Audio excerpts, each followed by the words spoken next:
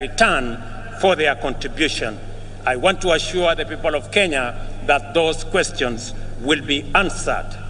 More encouragingly, the discourse on public finances and housing fund has opened our eyes to our emergence as a stakeholder republic. Kenyans today, more than ever, are fully involved citizens in shaping public policies and making institutions accountable in the manner in which they run national affairs. This is the vision of Madaraka expressed in the first article of our Constitution. All sovereign power belongs to the people of Kenya.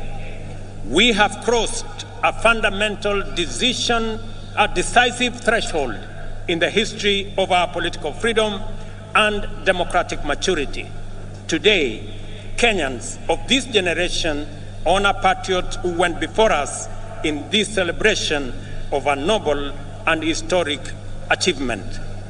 Kenya also set a new high in election management by deploying a secure, freely accessible public portal which accurately and faithfully relayed vote tallies in the last election, enabling Kenyans and indeed anyone else to compare and verify tallies and ascertain results. This enabled the IEBC to credibly declare and certify the winners of elections and to establish before court, in response to petition by dissatisfied candidates, that the elections met the constitutional threshold as simple, accurate, verifiable, secure, accountable, and transparent. In fact, the openness and credibility of the 2022 election are affirmed by the fewer petitions filed, 124 petitions compared to 303 petitions in 2017. The economy was the most important issue on which the last election was canvassed. The people of Kenya, in their multitudes, made their voices heard, their ideas clear, and their desires known.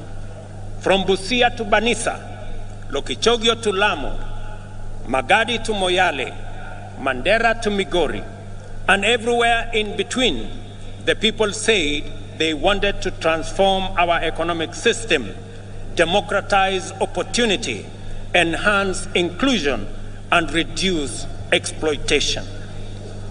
Instead of the traditional campaigning of confrontation, incitement, and division, the last campaign became a sustained national debate on the most pertinent economic issues: the millions of our unemployed youth, access to affordable credit, inclusive financing, promoting the robust expression of the legendary Kenyan hustling spirit through MSMEs, and the facilitation of individual enterprise by enhancing market power through collective interventions like the Chama and SACCO. This is how Kenyan entrepreneurs desired to secure access to credit, do savings, access the market, social security, and health insurance. By paying attention to their aspirations, we established that Kenyan entrepreneurs desire to pursue success through enterprise, which makes positive measures to ensure that no one is left behind or no one is exploited.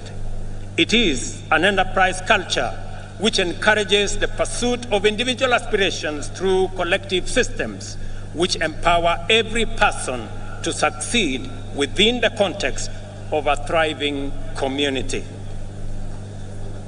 In the course of consultations with Kenyans at the grassroots throughout the country, we identified a number of barriers to effective realization of their economic well-being. The first was the bureaucracy in regulation and compliance, including tax administration. Second, the extreme informality of most enterprises, which effectively relegated them to the margins of empowerment, facilitation, or even recognition as lawful undertakings. Third, was the misconception around expanding the national tax base.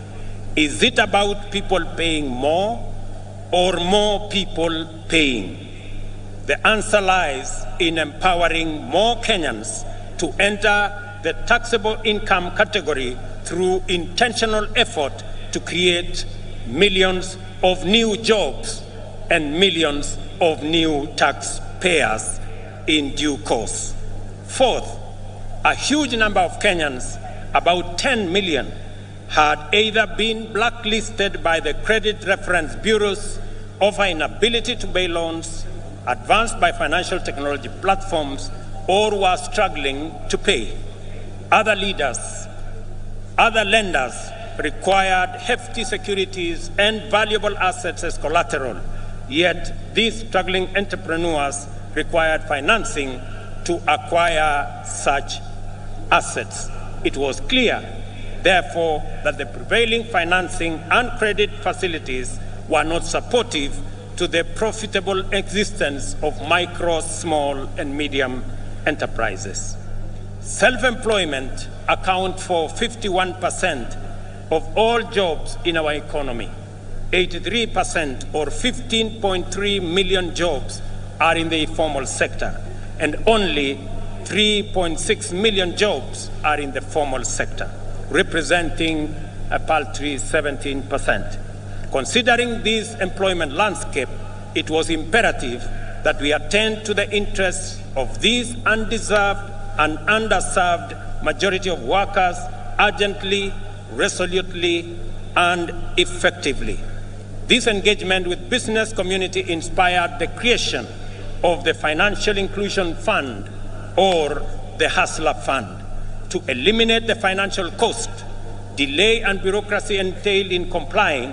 The facility employs the latest fintech powered by Kenyan telecommunications corporations.